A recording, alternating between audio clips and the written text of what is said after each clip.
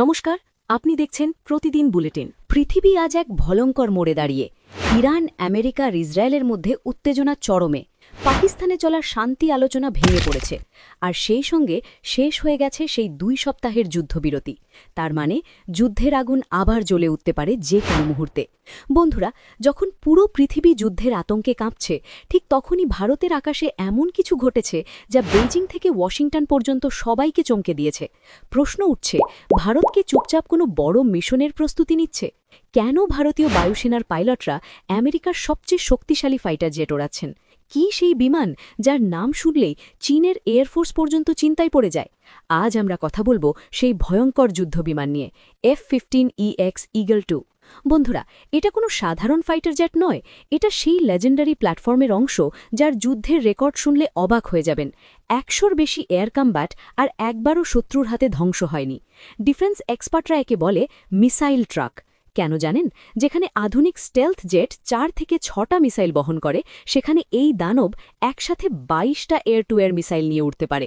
একদিকে Dassault Rafale, স্নাইপারের মতো নিখুঁত আঘাত, আর অন্যদিকে F-15EX পুরো আকাশ পরিষ্কার করে দিতে পারে। সহজ ভাষায়, Rafale equals to precision strike, আর F-15EX equals to heavy destruction. এই জেটের গতি ম্যাক 2.5, শব্দের গতির 2.5 গুণ। তার মানে শত্রু বুঝে ওঠার আগেই কাজ শেষ। এতে রয়েছে EPWSS সিস্টেম, যা শত্রুর রাডারকে পুরো অন্ধ করে দেয়।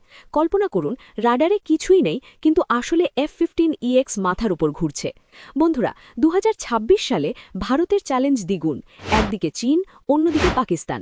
চীন ইতিমধ্যেই মোতায়েন করেছে চেংডু G20, কিন্তু ভারত জানে শুধু স্টেলথ নয়, যুদ্ধ জেতা হয় শক্তি দিয়ে।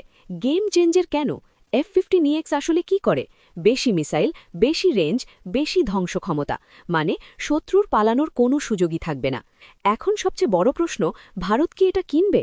বর্তমানে চলছে 114 MRFA ডিল, যেখানে প্রতিযোগিতায় আছে Rafael, F-21, Gripen, Russian jet. কিন্তু F-15EX এন্ট্রি নেওয়ার পর পুরো খেলা বদলে গেছে।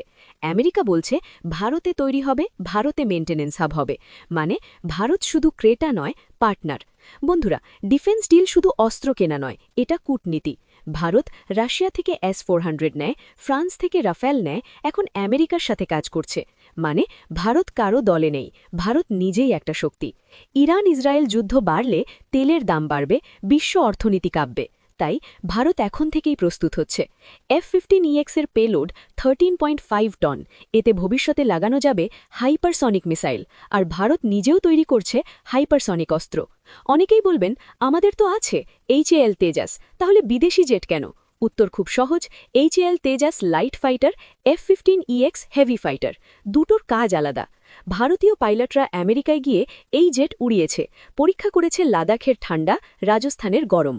রিপোর্ট সব জায়গায় সফল।